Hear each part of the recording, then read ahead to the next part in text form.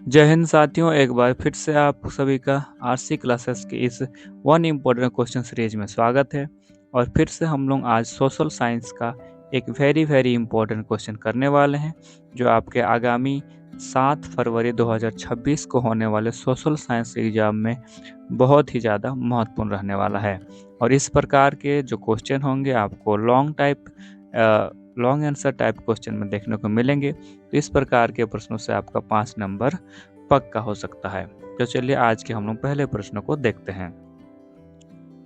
तो आज का हमारा प्रश्न है कि वैश्वीकरण की प्रक्रिया में बहुराष्ट्रीय कंपनियों की क्या भूमिका है। ठीक है, तो इस प्रकार का ये जो प्रश्न है ये कई बार आपको विभिन्न मॉडल्स में भी जो जैक के द्वारा जारी किया जाता है उसमें देखने को मिलेगा। साथ ही साथ प्रीवियस ईयर में भी इस तरह के क्वेश्चन कई बार पूछे गए हैं। तो ये जो क्वेश्चन है आपके 2026 के एग्जाम के लिए बहुत ज़्यादा इम्पोर्टेंट ये हो जाता है।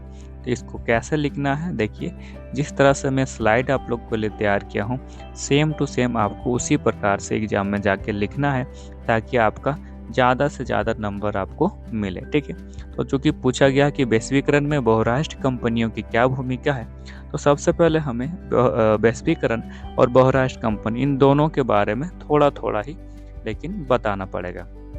तो सबसे पहले देखिए हमें बताना होगा कि वैश्वीकरण है क्या।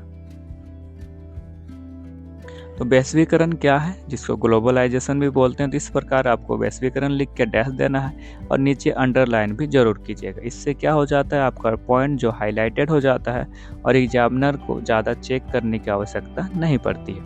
तो वैश्वीकरण क्या है, वैश्वीकरण का अर्थ है कि विश्व के विभिन्न देशों की अर्थव्यवस्थाओं का आपस में जुड़ना, जिसमें वस्तुओं, सेवाओं, पूंजी, तकनीक और विचारों का अंतर्राष्ट्रीय स्तर पर आदान प्रदान होता है। ठीक है, तो वैश्वीकरण का अर्थ हुआ एक देश की अर्थव्यवस्था विश्व के कुल या फिर संपूर्ण अर्थव्यवस्था के साथ जुड़ जाना। जैसे एक देश का दूसरे देश के साथ तकनीक, पूंजी या विचार का आदान प्रदान होगा अंतर्राष्ट्रीय स्तर पर। तो इस पूरी प्रक्रिया को हम लोग क्या कहते हैं, वैश्वीकरण कहते हैं। एक लाइन में आप कह सकते हैं कि वैश्वीकरण का अर्थ है विश्व के विभिन्न देशों की अर्थव्यवस्था का आपस में जुड़ना। देखिए इस प्रक्रिया में बहुराष्ट्रीय कंपनियों यानी मल्टीनेशनल कंपनीज यानी जिसे एमएनसीज भी कहते हैं, इनकी अत्यंत महत्वपूर्ण भूमिका ये निभाती है। ठीक है, तो इस प्रक्रिया में बहुराष्ट्रीय जो कंपनियां हैं अत्यंत महत्वपूर्ण भूमिका निभाती है। तो ये हमारा पहला वैश्वीकरण का अर्थ हमने बता दिया। नेक्स्ट हमें बताना होगा बहुराष्ट्रीय कंपनियां क्या हैं।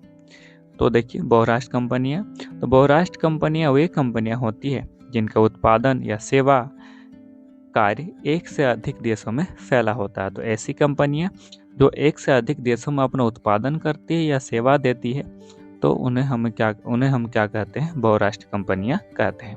तो वैश्वीकरण और बहुराष्ट्रीय कंपनियां दोनों का अर्थ हमने बता दिया। अब हमें जो क्वेश्चन में पूछा गया है कि वैश्वीकरण में इनकी भूमिका क्या है, तो उसको हम लोग एक एक करके लिखते हैं। ठीक है, क्योंकि ये 5 नंबर का प्रश्न आपको रहेगा, तो कम से कम हमारा कोशिश रहेगा कि 5 पॉइंट हम लोग एग्जाम में जरूर लिख के आए, ताकि जो एग्जामिनर होगा वो 5 नंबर हमें अवश्य दे। तो देखिए वैश्वीकरण की प्रक्रिया में बहुराष्ट्रीय कंपनियों की निम्नलिखित भूमिका है। पहला, कम लागत वाले उत्पादन स्थलों की खोज। तो वैश्वीकरण प्रक्रिया में बहुराष्ट्रीय कंपनियों की भूमिका में पहला क्या है, कम लागत में उत्पादन स्थलों की खोज। तो इसी प्रकार से आपको पॉइंट लिखना है और नीचे उसको अंडरलाइन करना है और फिर डैश देके या फिर नीचे से आपको लिखना शुरू करना है। तो बहुराष्ट्रीय कंपनियां ऐसे देशों की तलाश में रहती है जहां उत्पादन की लागत कम हो, सस्ता श्रम, कच्चा माल और अनुकूल सरकारी नीतियां उन्हें अधिक लाभ कमाने में सहायता करती है।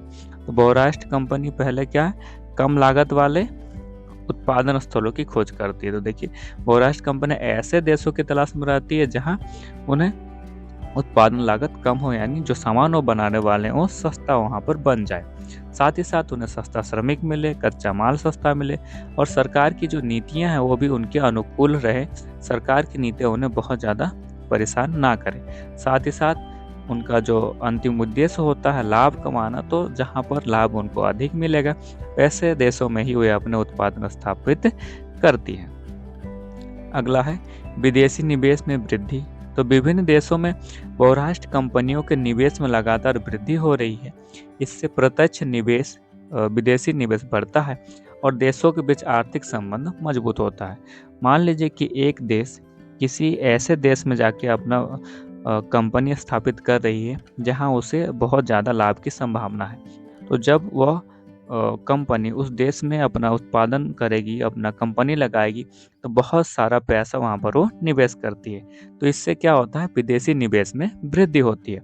तो दूसरा क्या हमारा हो गया, विदेशी निवेश में वृद्धि। नेक्स्ट है विदेशी व्यापार का संचालन। तो विदेशी व्यापार का एक बड़ा भाग बहुराष्ट्रीय कंपनियों द्वारा नियंत्रित एवं संचालित किया जाता है। ये कंपनियां अंतर्राष्ट्रीय स्तर पर वस्तुओं एवं सेवाओं का आदान प्रदान करती है। तो एक ऐसी कंपनी जो विभिन्न देशों में अपना व्यापार कर रही है, तो उसे बहुत सारे देशों से भी वस्तुओं सेवाओं का आदान प्रदान करना पड़ता है। कुछ सामान उन्हें मंगाना पड़ता है, कुछ सामान वो दूसरे देशों में जाके बेचते भी है। तो वस्तु और सेवाओं का आदान प्रदान भी इन कंपनियों के द्वारा किया जाता है, जिससे विदेशी व्यापार का संचालन होता है। अगला है कि वैश्विक बाजारों का एकीकरण। तो बहुराष्ट्रीय कंपनियां विभिन्न देशों के बाजारों और उत्पादन इकाइयों को आपस में जोड़ती है। इससे देशों के बीच बाजारों और उत्पादन का तीव्र एकीकरण हो जाता है। तो एकीकरण का अर्थ होता है एक करना। तो वैश्वीकरण के फलस्वरूप क्या हो गया, अब किसी भी देश में कोई सामान अगर बन रहा है तो उसको आप भारत में बैठ के उसको मंगा सकते हैं। क्यों? क्योंकि इसमें बाजारों का जो है एकीकरण कर दिया है वैश्वीकरण ने। अब जो मार्केट अमेरिका के लिए है वो मार्केट अब हमारे लिए भी है, क्योंकि अमेरिका में जो सामान मिल रहा होगा, हो सकता है आप चाहें तो उसे आप मंगा लें। ठीक है, तो वैश्वीकरण क्या करता है, जो वैश्विक बाजार है उसका एकीकरण करता है, उसको एक कर देता है। अगला पॉइंट है कि नई तकनीक और प्रबंध का प्रसार। ठीक है, तो बहुराष्ट्रीय कंपनियां नई एवं उन्नत तकनीक तथा आधुनिक प्रबंधन प्रणाली लेकर आती है, जिससे उत्पादन क्षमता बढ़ती है और वैश्वीकरण की प्रक्रिया को गति मिलती है।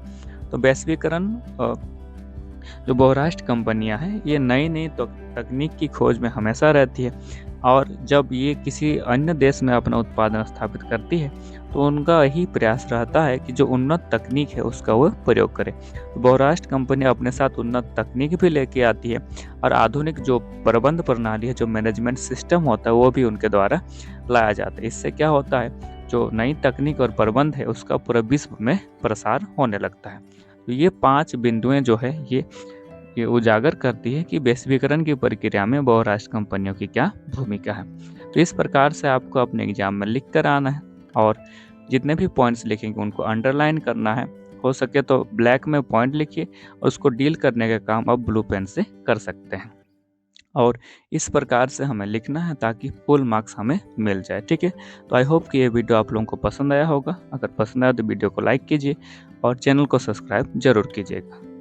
तो चलिए, तब तक के लिए बहुत बहुत धन्यवाद।